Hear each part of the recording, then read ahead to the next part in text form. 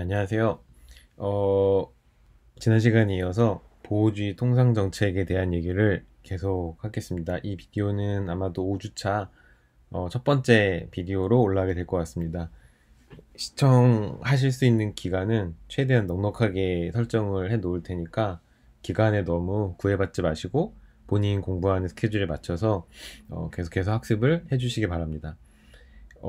중간고사를 보긴 볼 거예요. 어떤 형태로든지. 중간고사는 아마도 7주차까지 올라가는 강의 자료에 기반해서 문제가 출제가 될 거고요. 그것을 감안해서 학습 진도를 계속해서 본인 페이스에 맞게 설정을 해주시길 바랍니다. 코로나 바이러스가 잠잠해질 기미를 보이지 않고 있죠.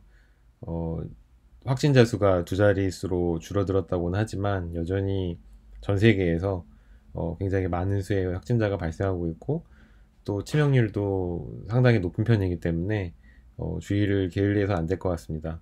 우리가 다시 만날 날을 기다리면서 오늘도 비디오 강의를 한번 녹화를 해보겠습니다.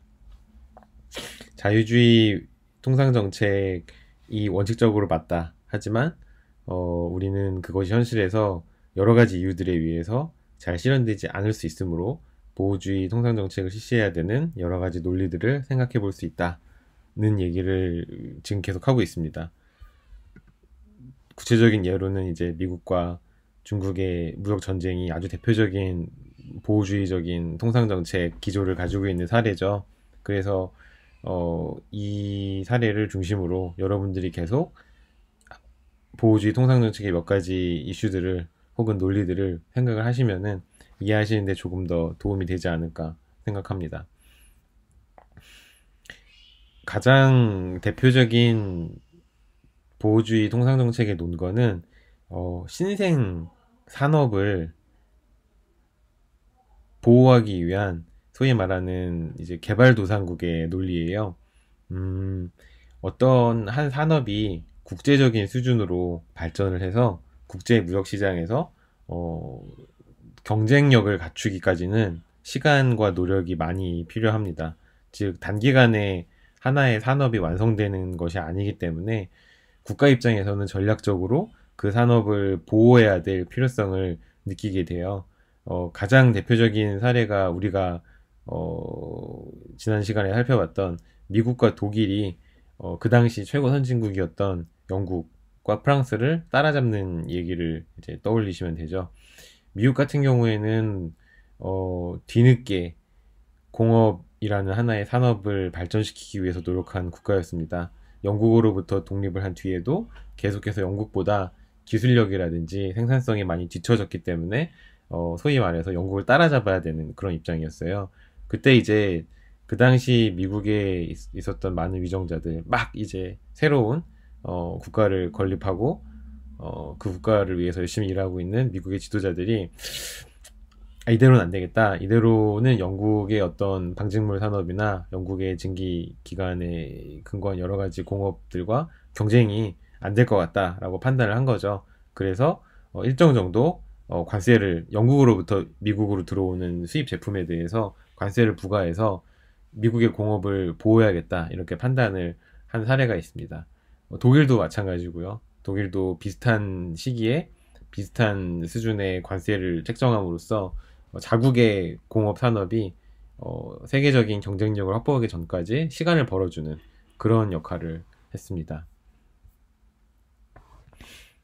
때문에 이 유치 산업 혹은 신생 산업을 즉 인펜트 인더스트리를 일정 기간 보호주의 통상책을 통해서 보호해야 된다는 그런 논리는 선진국보다는 신흥 개도국의 어떤 경제 개발 논리를 보호하고 뒷받침하는 그런 논리로 많이 사용되어 왔습니다. 때문에 우리가 지난 시간에 살펴봤듯이 선진국가 개발도상국 혹은 신흥개도국은 발전하는 시차 그 속도에 있어서 시차가 존재하잖아요. 때문에 그 시차를 어느 정도 만회하고 소위 말하는 캔슬링 아웃 해주는 그런 역할을 해줄 수 있었던 거죠. 하지만 이 정책이 옳기만 한 것은 아닙니다. 왜냐하면 전략적인 판단이 반드시 필요하거든요. 전략적인 판단이라는 것은 그 판단에 있어서 미스가 발생할 수도 있다는 겁니다.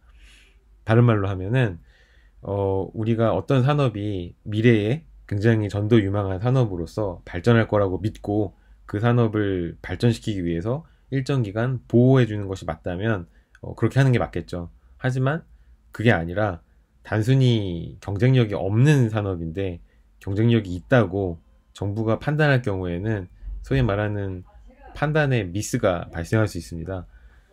예를 들어서 우리나라 같은 경우에는 반도체 산업을 굉장히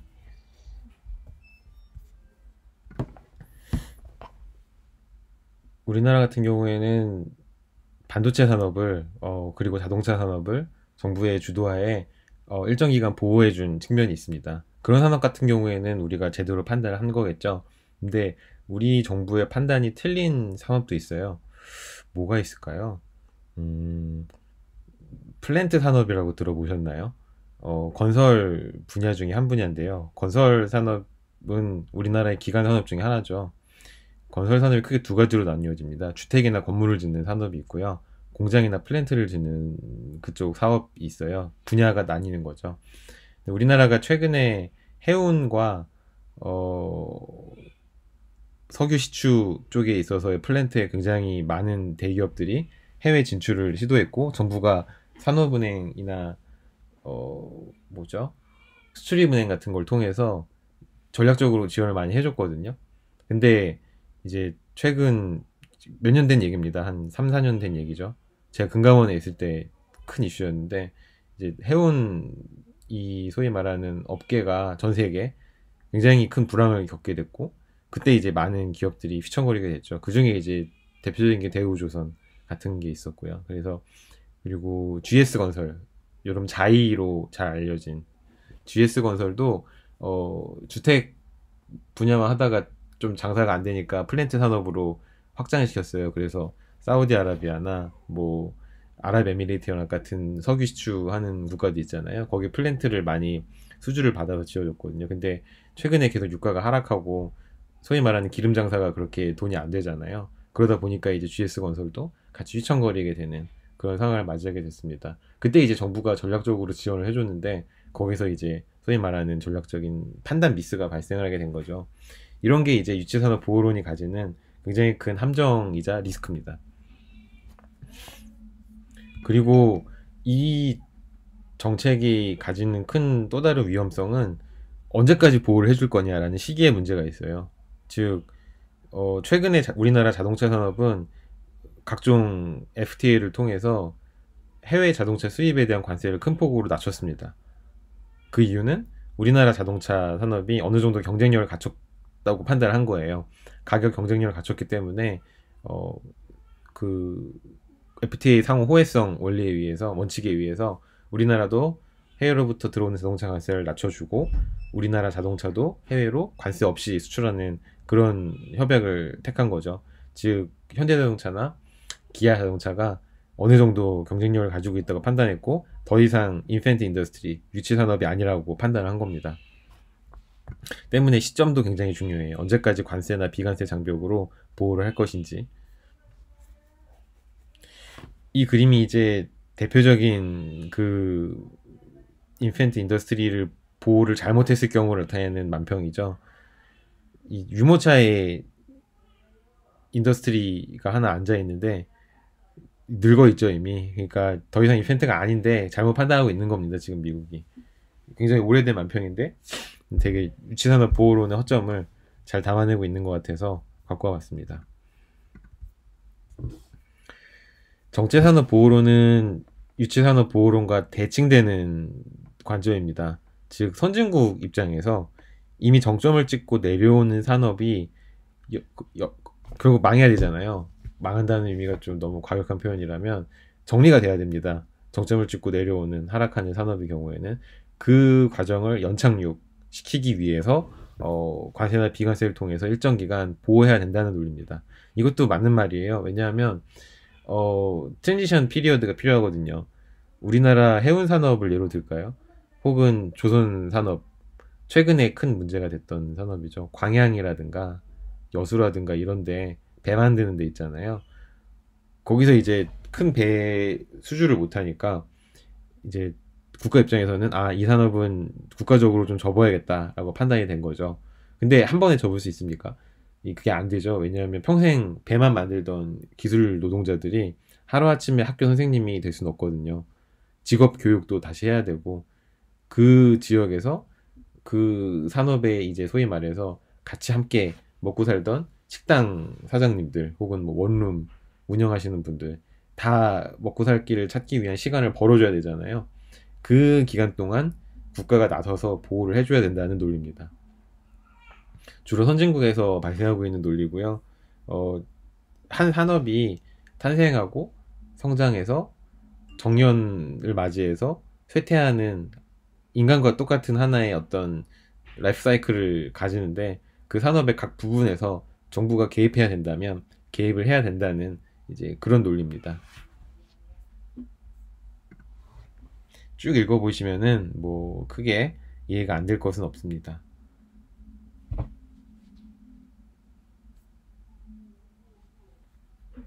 또 다른 거는 이제 최근에, 이것은 이제 앞선 두 논리와 비슷한데 조금 약간 결을 달리하는 논리입니다.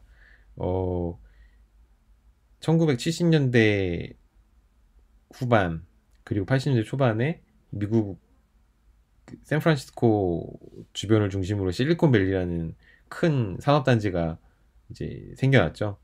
즉 미국은 당시에도 세계 최고 선진국이었음에도 불구하고 새로운 산업을 계속해서 육성하는 데 소홀히 하지 않았어요. 그게 이제 미국이 가진 큰 힘이죠. 그 힘의 원천은 물론 훌륭한 대학 교육 시스템에 있고요. 우리가 반성해야 되는 부분입니다. 어쨌든 미국이라는 선진국이 새로운 산업을 시도를 할 때 정부가 나서서 이제 보호를 해줬어요. 한마디로 세계 최고 수준의 기술력을 가지고 있는, 지식 수준을 가지고 있는 선진국이 새로운 산업을 런칭할 때 그 런칭 과정에서 약간의 어떤 보호주의적인 통상 정책을 통해서 외국으로부터의 어떤 경쟁 혹은 위협, 이런 요인들을 제거를 해줘야 된다는 거죠. 우리나라도 비슷한 논리를 추구할 수 있습니다. 반도체 산업 같은 경우에는 우리나라도 해당이 되고요. 우리나라가 반도체에서 바이오 산업으로 넘어가려고 하고 있잖아요. 삼성이라는 큰 그룹의 어떤 어젠다 제시를 통해서. 그런 것도 이제 이런 카테고리 안에서 우리가 생각을 해볼 수가 있겠죠.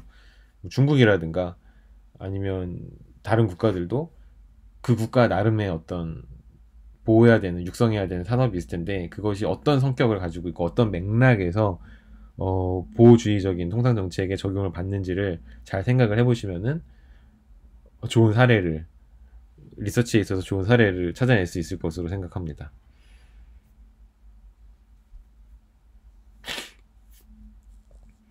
좀 더 경제학적으로 들어가 보면은 시장이 실패하는 경우가 많이 발생하잖아요. 마켓 페일리어 혹은 시장 실패라는 경제학의 특수한 조건이 있습니다. 즉 경제 주체가 마음껏 아무런 규제 없이 활동하도록 시장에 풀어놓으면은 일반적으로는 최적의 솔루션을 자기네들끼리 찾아낸다는 것이 경제학의 첫 번째 원리 중에 하나죠. 근데 현실에서는 그렇게 되지 않을 때가 많아요.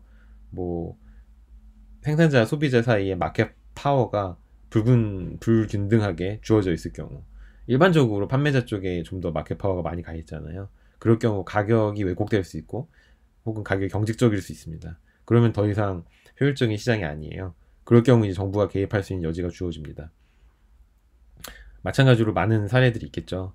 이렇게 시장이 왜곡되어서 시장 실패 현상이 발생했을 경우에는 정부가 나서서 그러한 왜곡 현상을 바로 잡아주고, 그래서 시장의 전체적인 효율성을 증대시켜서 시장의 어떤 후생, 경제 주체들이 얻는 후생의 크기를 극대화시키기 위해 시킬 수 있다라는 것이 이제 정부의 이론적인 논거입니다.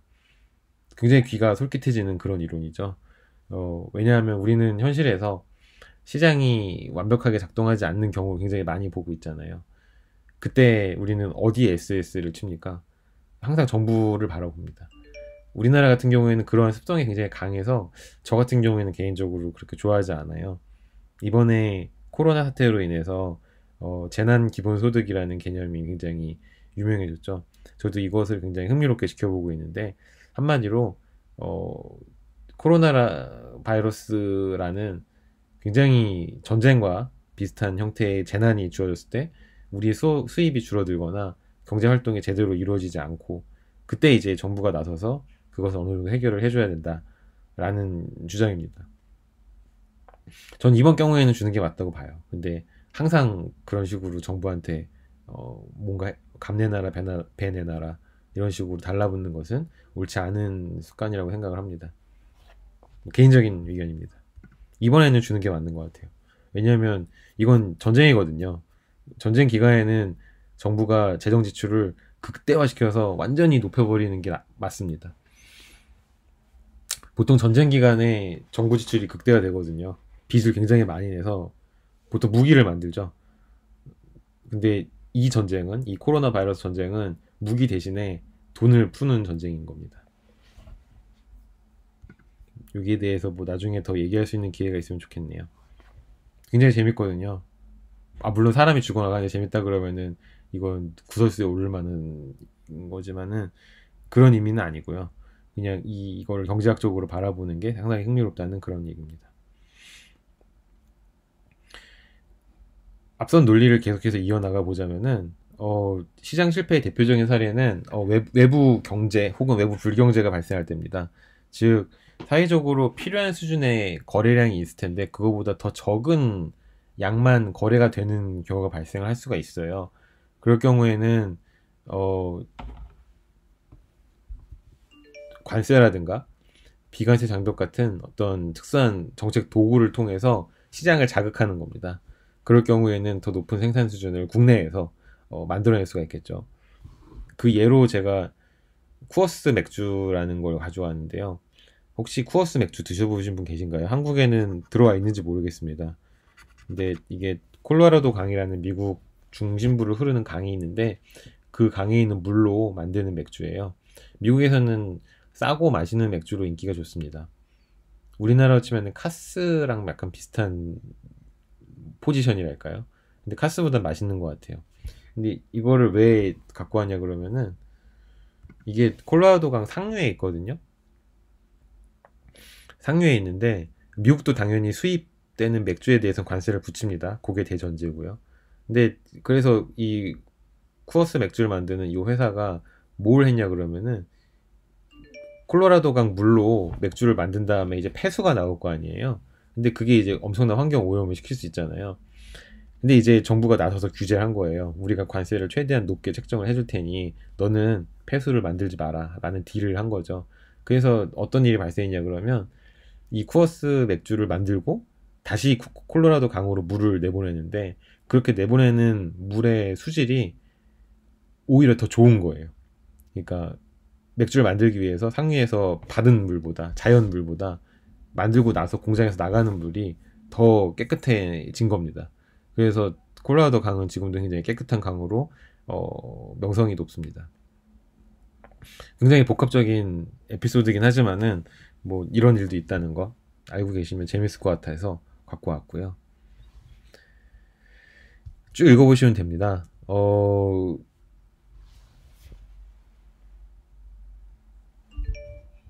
예를 들어서 뭐 매연 같은 경우에는 자동차를 통해서 나오는 매연이 굉장히 큰 비중을 차지하잖아요. 특히 이제는 좀 상황이 바뀌었습니다만은 유로 6라는 이제 새로운 탄소 배출 기준이 마련되기 전까지는 수입차에 대해서 관세를 매기는 것이 환경 오염 정도를 좀 낮추는 길이다라는 논리가 있었어요. 예를 들어서 이제 우리나라 같은 경우에는 우리나라에서 생산되는 자동차에 탄소 배출 규제를 엄격하게 할 수 있습니다.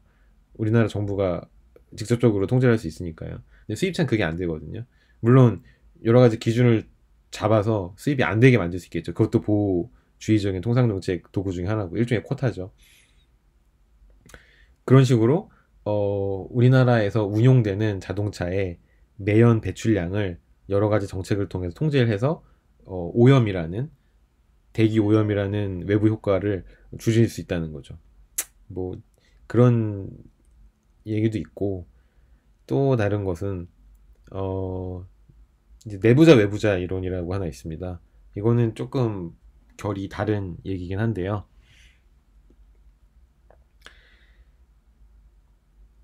국내에서 수입 제품과 경쟁하는 구입 생산업체가 있잖아요. 근데 이 국내 생산업체에는 반드시 노조가 있습니다. 우리나라는 노조가 무조건 설치되게끔 법으로 지정돼 있잖아요. 근데 노조가 있는 기업들은 대부분 임금 수준이 높아요. 왜냐하면 안에서 싸워주는 사람이 있기 때문이죠. 이제 그게 내부자 외부자 이론의 핵심입니다. 일단 고용에 대해서 들어가면 노조의 도움을 받아서 높은 임금을 누릴 수 있지만, 임금이 높다는 것은 경제학적으로 어떤 효과가 있습니까? 잘 생각해 보세요. 프라이스 플로어, 최저임금 효과가 있는 거죠. 즉 실제 균형 상태에서 결정되는 노동임금보다 훨씬 높은 수준에서 노동임금이 결정이 되기 때문에 실업자가 늘어나는 효과가 있습니다. 그래프를 그려보시면 아마 이해가 되실 겁니다. 때문에 이 노조의 존재는 실업자를 더 양산시킬 수 있다라는 주장이 가능한데, 아주 굉장히 보수적인 경제학자들이 가지는 시각이에요. 이러한 어떤 시장 왜곡 현상도, 노동시장의 왜곡 현상도 적절한 관세 조치를 통해서 국내 생산업체한테 인센티브를 제공하면은 충분히 완화될 수 있다는 논리가 가능합니다.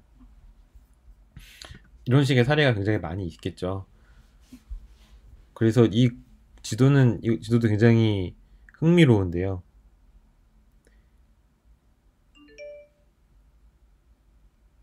노조가 만들어진, 이건 미국 사례여서 우리나라와는 조금 다르긴 한데, 노조 결성률 차트입니다. 하와이가 제일 높고, 뉴욕도 굉장히 높고, 워싱턴주는 이제 우리가 수도로 알고 있는 워싱턴 DC와는 다른 시애틀이 있는 서북부에 있는 주입니다. 이런 데가 제일 높고, 유타, 노스캐롤라이나, 사우스캐롤라이나 이런 데가 노조 가입률이 굉장히 낮네요. 이거랑 무역이랑 무슨 관계가 있냐? 보면은 진한 색으로 돼 있을수록 노조 가입률이 높은 거잖아요. 어디가 높다고 보이세요? 캘리포니아 높고요. 뉴욕 높고요. 미시건, 오하이오 이런 데 높죠. 캘리포니아는 실리콘밸리가 있는 데고요. 뉴욕은 금융 월가가 있는 데입니다.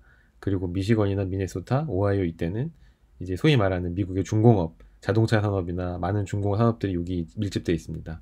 다 해외로 수출되는 산업들이 밀집되어 있는 그런 주들이죠. 여긴 노조 가입률이 높다는 거예요. 흥미로운 결과죠. 근데 이제 소위 말하는 농업지대, 미국 남부 농업지대, 노스캐롤라이나, 사우스캐롤라이나, 뭐 조지아, 뭐 텍사스, 미시시피, 알라바마 이런 데 있잖아요. 플랜테이션 농업하는데 여기는 노조 가입률이 굉장히 낮아요. 수출 안 하거든요. 여기는 대부분 그냥 국내 소비로 끝내거든요. 흥미로운 관계가 있는 거죠. 이런 것도 연구 대상입니다. 여러분들이 머리를 잘 생각하시면은, 잘 쓰시면 재밌는 연구 주제들을 많이 개발하실 수 있을 거예요. 공부를 하는 입장에서는 항상 이런 식으로 생각을 넓혀나갈 필요가 있습니다. 그 다음으로 또 뭐가 있을까요? 뭐 굉장히 많이 있죠. 쭉 읽어보시면은 뭐 이해가 안 될 것은 없다고 봅니다.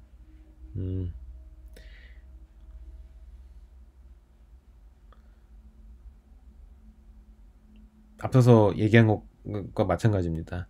적재적소에 제대로 활용이 된다면 훌륭한 제도예요. 왜냐하면 그 국가의 웰스 오브 네이션을 극대화시킬 수 있고 시장 왜곡도 없앨 수 있거든요.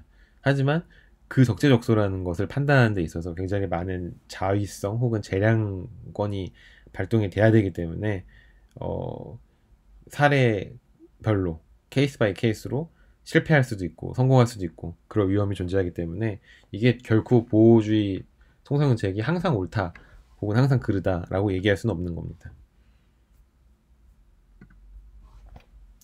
이거는 이제 교육 조건을 개선하는 효과가 또 있다는 건데요. 교육 조건이라는 것은 이제 수출 상품과 수익 상품의 교환 비율이잖아요. 이걸 가격으로 나타낼 수 있고요. 수출 한 단위 그리고 수입 한 단위가 갖는 가격으로 나타낼 수 있고, 이것이 이제 교육 조건인데, 관세나 비관세 장벽을 통해서 교육 조건을 개선할 수 있는 효과가 발생하는 거죠. 인위적으로 국제 가격에 개입을 하는 겁니다. 그렇게 해도 됩니까? 라고 하신다면은, 많은 국가들이 가격 경쟁이 단기적으로는 수출과 수입에 직접적인 영향을 미친다는 것을 잘 알고 있기 때문에 최대한 수출 가격과 수입 가격을 인위적으로 조정하는 세금 정책을 실시하고 있습니다. 이것까지 국제기구가 나서서 막을 수는 없습니다. 법적인 문제가 굉장히 첨예하게 걸려 있거든요.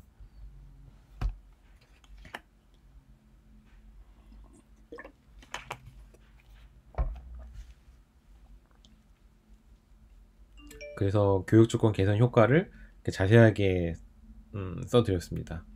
수입품에 대해서 관세를 부과하면은 수입품의 국내 가격이 올라가서 결국 수입품에 대한 국내 수요가 감소하겠죠. 그래서 상대국 입장에서는 수출량이 감소하고 수출 점유율도 하락합니다. 만약에 관세를 부과하는 국가가 국제 무역 시장의 균형 가격에 영향을 미칠 정도로 굉장히 큰 규모를 가지고 있거나 영향력이 굉장히 클 경우, 상대국은 이 관세 부과에 선제적으로 대응하기 위해서 이 국가로 수출하는 수출품의 가격을 선제적으로 인하하는 그런 경향이 있죠. 이럴 경우 교육 조건이 개선될 수 있다, 뭐 이런 얘기입니다.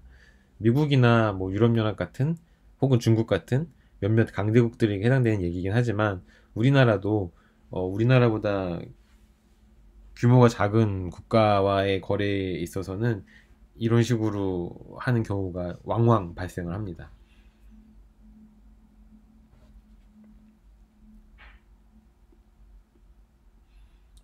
이거에 대해서는 나중에 우리가 그래프를 직접 그려보면서 좀 더 구체적으로 확인을 해볼 거예요. 이 최저관세론이라는 것은 일정 정도의 관세를 우리가 잘 설정을 할 수 있다면은 우리가 가진 시장 지배력을 최대한 활용해서 교육 조건을 옵티멀한 수준까지 개선할 수 있고, 그래서 우리나라의 어떤 후생 수준을 극대화시킬 수 있다는 그런 논리입니다. 때문에 자유무역이 아니라 보호주의 무역 정책을 통해서도 국가 전체적인 후생이 증대할 수 있다는 어떤 논리적인 근거를 제시하는 이론이기 때문에 많은 국가들이 보호주의 통상 정책을 실시하는 데 있어서 근거로 잘 활용하고 있는 측면이 있죠. 하지만 우리가 시장 지배력을 충분히 가지고 있지 못할 경우에는 최저 관세론이 발효가 되기 힘듭니다. 즉 어느 정도 국제 교육 시장에서 마켓 파워 혹은 시장 지배력이 있는 국가에만 해당이 되는 이론이에요. 그리고 궁극적으로는 가격을 인위적으로 조작한다는 것 자체가 경제학적으로는 장기적으로 동의받기 힘든 부분이 있습니다. 예를 들어서 이건 역시 어떻게 보면 하나의 군린 궁핍화 정책이라고 볼 수 있죠. 상대방을 좀 더 가난하게 만드는 거잖아요. 가격을 인위적으로 조절해서. 그리고 상대방도 똑같이 관세를 부과할 수 있기 때문에 그 효과가 반감될 수 있습니다. 그래서 이 만평은 이제 미국이 대포를 쐈는데 이게 뭐냐, 중국 입장에서는 이거 마시멜로우냐 뭐냐, 너무 말랑말랑하다 이거죠. 재미없다, 좀 더 강한 놈을 갖고 와라, 뭐 그런 얘기입니다. 효과가 없다는 거죠, 한마디로.